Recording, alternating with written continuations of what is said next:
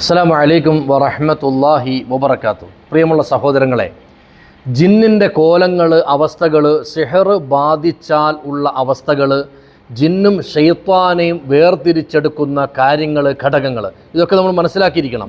ജിന്ന് എല്ലാത്തിനെയും പറയാൻ പാടില്ല. അതുപോലെ ഷെയ്ത്വാൻ എന്ന് എല്ലാത്തിനെയും പറയാൻ പാടില്ല. ഷെയ്ത്വാൻ്റെ പ്രവർത്തനം ഒന്ന് വേറെയാണ്, ജിന്നിൻ്റെ പ്രവർത്തനം ഒന്ന് വേറെയാണ്. ജിന്നുകളിൽ സ്വാലിഹീങ്ങളായ ജിന്നുകളുണ്ട്, സ്വാലിഹീങ്ങളല്ലാത്ത ജിന്നുകൾ ആണ്. ആ വിഭാഗത്തെയാണ് നമ്മൾ ഷെയ്ത്വാൻ എന്ന് പറയുന്നത്. ഏതായാലും നബി സല്ലല്ലാഹു അലൈഹി വസല്ലം തങ്ങൾ പറഞ്ഞൊരു ഹദീസ്, മൻ സഹറ ഫഖദ് കഫറ, മൻ സഹറ ഫഖദ് കഫർ, സിഹർ ചെയ്യുന്നവൻ കാഫിറായിരിക്കുന്നു. അപ്പോൾ ഒരാൾ സിഹർ ചെയ്താൽ ആ ആൾ കാഫിറാണെന്ന് നബി സല്ലല്ലാഹു അലൈഹി വസല്ലം തങ്ങൾ പറഞ്ഞിട്ടുണ്ട്. അപ്പം പിശാചിന് തൻ്റെ സ്വന്തത്തെ വിൽക്കുന്ന ആളുകളുണ്ട്. പിശാചിന് പ്രീതിപ്പെടുത്തിക്കൊണ്ട് അവനിക്ക് വേണ്ടി എന്തെങ്കിലുമൊക്കെ ആരാധനകൾ ചെയ്ത് തൃപ്തിപ്പെടുത്തി സഹായത്തിലാക്കിക്കൊണ്ട് എന്തെങ്കിലുമൊക്കെ കാട്ടിക്കൂട്ടലുകൾ ചെയ്യുന്നവരുണ്ട്. അത് ഷെയ്ത്വാനാണ് കളിക്കുന്നത്. അത് മനസ്സിലാക്കേണ്ടത് അദ്ദേഹത്തിൻ്റെ ജീവിതം തഖ്വയുള്ള ജീവിതം ആണോ എന്ന് മനസ്സിലാക്കിയാൽ അത് ഷെയ്ത്വാനാണോ ജിന്നാണോ എന്ന് മനസ്സിലാകും. ഒന്ന്. അതുപോലെ ഈ പിശാചുക്കൾ ഒരു മനുഷ്യൻ്റെ ശരീരത്ത് പ്രവേശിക്കുന്നത് എങ്ങനെയാണ് എന്ന് ജിന്നിനോട് ചോദിച്ചു. അപ്പോൾ ജിന്ന് പറഞ്ഞത്, ഒരു സദ്യ, ഒരു കല്യാണ വീട്ടിൽ, ഒരു കർമ്മം നടക്കുന്ന വീട്ടിൽ സദ്യക്കുള്ള ക്ഷണം എന്ന പോലെ ഈ വെള്ളം പിശാചുക്കളെ ക്ഷണിക്കുന്ന ഒരു ആകർഷണ വസ്തുവായി തീരുന്നു. ഏത്? ഈ മനുഷ്യന്മാരെ സിഹർ ചെയ്യുന്ന ആളുകൾ ഉപയോഗിക്കുന്ന വെള്ളം, അതായത് ഷെയ്ത്വാനെ പ്രീതിപ്പെടുത്തിക്കൊണ്ട്. അപ്പോൾ പിശാചുക്കൾ സാധാരണയായി മനുഷ്യൻ്റെ പൃഷ്ഠഭാഗത്തു കൂടിയാണ്, ഗുദഭാഗത്തു കൂടിയാണ്, ചിലപ്പോൾ വായിലൂടെയുമാണ് ഉള്ളിലേക്ക് പ്രവേശിക്കാറുള്ളത്. അപ്പോൾ അതായത് ഈ അനിസ്ലാമികപരമായ തന്ത്രമന്ത്രങ്ങളൊക്കെ ചെയ്ത് ഭക്ഷണത്തിൽ കൊടുക്കുക, നമ്മൾ കേട്ടിട്ടില്ലേ, കൈവിഷം കൊടുക്കുക എന്ന് പറയുന്ന സാധനം, അത് അതിൽപ്പെട്ടതാണ്. അതുപോലെ തന്നെയാണ് ബാത്റൂമിൽ കൂടുതൽ നേരം ഇരിക്കരുതെന്ന് പറഞ്ഞിട്ടുണ്ടല്ലോ. ബാത്റൂമിൽ കയറുമ്പോൾ തലമറച്ച് കയറണമെന്ന് പറഞ്ഞു, ചെരുപ്പ് ധരിച്ച് കയറണമെന്ന് പറഞ്ഞു. അവനെ കൊണ്ട് കാവൽ ചോദിച്ചിട്ട് മാത്രമേ ബാത്റൂമിൽ കയറാവൂ എന്നാണ് പറഞ്ഞത്.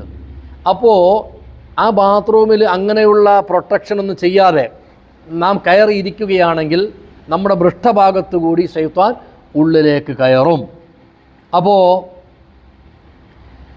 ഇത് ഈ രീതിയിൽ മനുഷ്യൻ്റെ ഉള്ളിലേക്ക് കയറിപ്പറ്റുന്ന ശൈത്താൻ, ആ ശൈത്താൻ നമ്മുടെ ഉള്ളിൽ കിടന്നുകൊണ്ട്, ഇത് ഒരാൾ സിഹർ ചെയ്യുന്നതല്ല, സിഹർ ചെയ്യാതെ തന്നെ കയറുന്ന ശൈത്താനാണ്. അവനും നമ്മുടെ ശരീരത്തിൽ വിഷയങ്ങളൊക്കെ ഉണ്ടാക്കി നമ്മളെ ആത്മീയമായ വഴിയിൽ നിന്ന് തെറ്റിച്ച് കളയാൻ അവനെ കൊണ്ട് കഴിയും.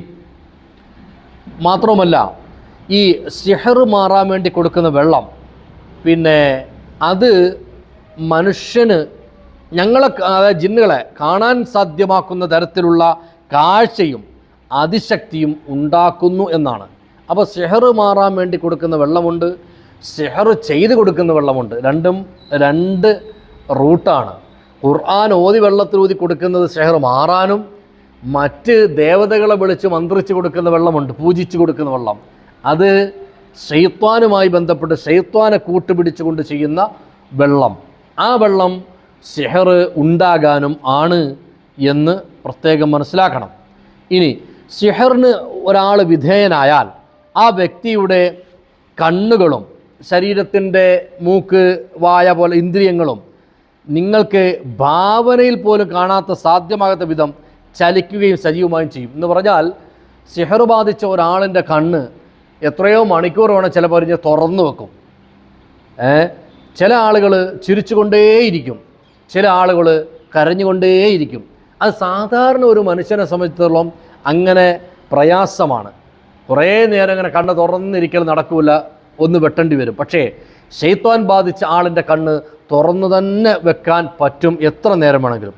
അപ്പോൾ ഈ അതിശക്തമായ ചലനങ്ങളാണ് അയാൾക്ക് ഞങ്ങളെ, അതായത് ജിന്നുകളെ കാണാനും കേൾക്കാനും ജിന്നുകളുടെ സ്വാധീനത്തിന് വിധേയമാക്കാനുമുള്ള കഴിവ് നൽകുന്നത് ഈ പിശാചിൻ്റെ പ്രേരണയാണ് എന്ന് മനസ്സിലാക്കുക. അപ്പോൾ അടുത്ത ഈ വിഷയവുമായി ബന്ധപ്പെട്ട് ഒരുപാട് വിശദീകരിച്ച് അദ്ദേഹം ഈ മുസ്തഫ കഞ്ചൂർ എന്ന ജിന്ന് പറഞ്ഞിട്ടുണ്ട്. അപ്പോൾ അടുത്ത ചോദ്യം, സിഹർ ചെയ്യപ്പെട്ടവനെ കുറിച്ച്, അല്ലെങ്കിൽ സിഹറിൻ്റെ വെള്ളം കുടിച്ചവന് ഈ ശൈത്വാനെ കാണാൻ കഴിയുമോ എന്നാണ് ചോദ്യം. അപ്പോൾ മുസ്തഫ കഞ്ചൂർ പറഞ്ഞതല്ല, പൈശാചികമായിട്ട് അതീശത്വം ഉണ്ടാക്കാൻ പോകുന്ന വിധത്തിൽ ആർക്ക് വേണ്ടിയാണോ സിഹറിൻ്റെ വെള്ളം ഉണ്ടാക്കപ്പെടുന്നത് എന്ന് വെച്ചാൽ, ഒന്നോ അതിലധികമോ പിശാചുക്കൾ സിഹർ ചെയ്യപ്പെട്ട ആളിൽ കൂടുകയും അയാളുടെ ഉദരത്തിൽ നിന്ന് പിശാചുകൾ പുറത്തേക്ക് കടന്ന് ശരീരത്തിന് പുറത്തേക്ക് കടന്നു പോവുകയും അങ്ങനെ അയാളുടെ സ്വബോധവും പ്രാകൃത സ്ഥിതിയും തിരിച്ചു കിട്ടുകയും ചെയ്യുമ്പോൾ അയാൾക്ക് മാത്രം ഈ പിശാചിനെ അല്ലെങ്കിൽ പിശാചുക്കളുടെ കൂട്ടത്തെ തൻ്റെ മുമ്പിൽ നിൽക്കുന്നത് കാണാൻ കഴിയും എന്നാണ് മുസ്തഫ കഞ്ചൂർ എന്ന ജിന്ന് മറുപടി നൽകിയത്. അപ്പോൾ അടുത്ത ചോദ്യം, ആരുടെ ശരീരത്തിലാണോ നീ അന്തർഭവിച്ചിരിക്കുന്നത് ആ സഹോദരന് നീ അവനിൽ നിന്ന് വിട്ടുപോയാൽ നിന്നെ കാണാൻ കഴിയുമോ എന്നാണ് അടുത്ത ചോദ്യം. പ്രത്യേകിച്ച് നീ സംസാരിക്കുന്നത് ഏത് അവസ്ഥകളെക്കുറിച്ചാണോ അതേ അവസ്ഥയിൽ കഴിയുന്നവനാണല്ലോ അവൻ. അപ്പം പുറത്ത് പോയി കഴിഞ്ഞാൽ പിന്നെ കാണാൻ പറ്റുമെന്നാ? അപ്പം മുസ്തഫ പറഞ്ഞു, അതെ പറ്റും. അവൻ എന്നെ ജിന്നിനെ കാണുകയും കേൾക്കുകയും ചെയ്യും. പലപ്പോഴും അവൻ ചെയ്യുന്ന മതപരമായ ചെറിയ തെറ്റുകൾ പോലും ജിന്ന് ശ്രദ്ധിക്കുകയും ചെയ്യും. ഉദാഹരണമായി, ഇടത് കൈകൊണ്ട് എന്തെങ്കിലും നമ്മളിപ്പോൾ എടുക്കുകയാണ്. ഇടത് കൈകൊണ്ട് എടുക്കുമ്പോൾ ജിന്ന് സാലിഹായ ജിന്നാണ് എങ്കിൽ അവനെ അത് തടയും. പെട്ടെന്നൊരു ഓർമ്മ വരും, ഇടത് കൈയാണല്ലോ, ഇതല്ലല്ലോ വലത് കൈയാണല്ലോ. അതൊരു ജിന്നിൻ്റെ സഹായമാണ്. അത് പെട്ടെന്ന് സ്വാലിഹായ ഒരു ജിന്നിൻ്റെ ഓർമ്മപ്പെടുത്തലാണ്. ഏത് സിഹർ ബാത്തുലാക്കി കഴിഞ്ഞാൽ, ഷൈത്വാൻ ശരീരം നിന്ന് മാറിക്കഴിഞ്ഞാൽ അവനെ സഹായിക്കുന്ന സ്വാലിഹായ ജിന്നിൻ്റെ ഒരു ഗുണമാണ്. ഒരു തെറ്റ് പോകുന്നുണ്ട്, ആ തെറ്റാണ്, വേണ്ട ഇത് മതി, ശരിയിലേക്ക് പോകാം എന്ന പെട്ടെന്നൊരു തോന്നൽ വരും എന്നാണ് മുസ്തഫ കഞ്ചൂർ അഭിപ്രായപ്പെടുന്നത്.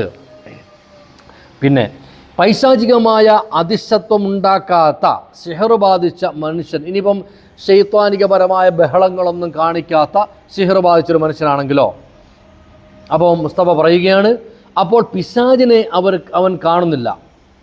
കാരണം എന്നാൽ സിഹറിൻ്റെ വീര്യം തീരുകയും അവൻ സാധാരണ സ്ഥിതിയിലേക്ക് മടങ്ങുകയും ചെയ്യാൻ അത് കാരണവുമാണ്.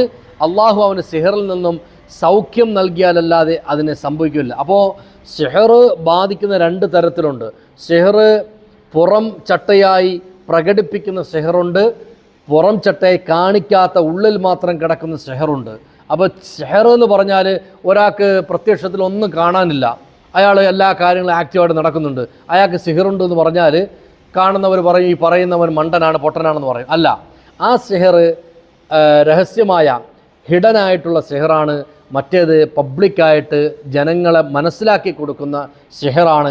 ഇങ്ങനെ രണ്ട് രൂപത്തിലും സിഹറുകൾ ഒരു മനുഷ്യനിക്ക് ബാധിക്കും എന്നാണ് മുസ്തഫ കഞ്ചൂർ എന്ന ജിന്ന് അഭിപ്രായപ്പെടുന്നത്.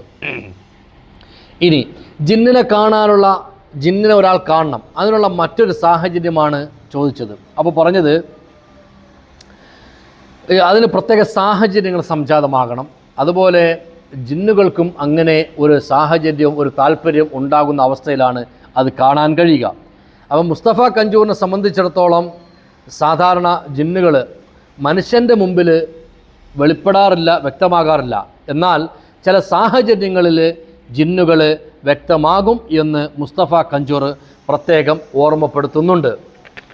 അതുപോലെ പിന്നെ ജിന്നുകളുടെ ഇത്തരം പ്രവൃത്തി മനുഷ്യരുടെ ഇടയിലുള്ള കൊള്ളക്കാരെ പോലെ അതിർലംഘനവും അതിക്രമവുമായി കണക്കാക്കപ്പെടുന്നുണ്ട്. ഇത്തരം അവസ്ഥയിൽ ഈ ജിന്നിൻ്റെ അമീറിനോട് പരാതിപ്പെട്ടാൽ ആ ജിന്ന് വിചാരണ ചെയ്യപ്പെടുകയും ജയിൽ ശിക്ഷയ്ക്കും പ്രഹരത്തിനും വിധിപ്പെടുകയും ചെയ്യും. അഥവാ സ്വാലിഹീങ്ങളായ ജിന്നുകളിൽപ്പെട്ട ഒരു ജിന്ന് നമുക്കെന്തെങ്കിലും ഒരു ബുദ്ധിമുട്ട് ഉണ്ടാക്കിയാൽ ആ ജിന്നുകൾക്കൊരു നേതാവുണ്ട്.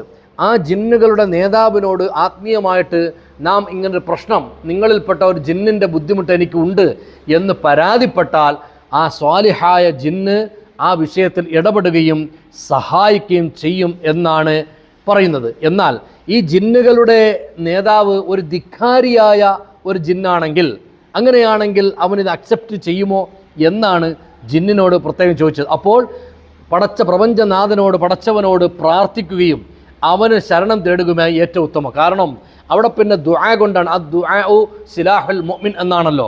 വിശ്വാസികളുടെ ആയുധം എന്ന് പറയുന്നത് പ്രാർത്ഥനയാണ്. അപ്പോൾ പ്രാർത്ഥനയിലൂടെ അത് പരിഹരിക്കാൻ പറ്റും എന്നാണ് അതിൽ നിന്നും നമുക്ക് മനസ്സിലാകുന്നത്. അപ്പോൾ ഇങ്ങനെ ഒരുപാട് വിഷയങ്ങളിൽ ഈ നമ്മുടെ മുസ്തഫ കഞ്ചൂർ എന്ന ജിന്ന് മറ്റ് ജിന്നുകളെക്കുറിച്ചും ഷൈത്വാനുകളെക്കുറിച്ചുമുള്ള വേർതിരിവ്, ഷൈത്വാൻ ആരാണ്, ജിന്ന് ആരാണ് എന്ന വേർതിരിവ് നല്ലതുപോലെ നമുക്ക് മനസ്സിലാക്കി തന്നിട്ടുണ്ട്. അല്ലാഹു തആല തൗഫീഖ് നൽകട്ടെ. അസ്സലാമു അലൈക്കും വറഹ്മത്തുള്ളാഹി വബറകാതുഹു.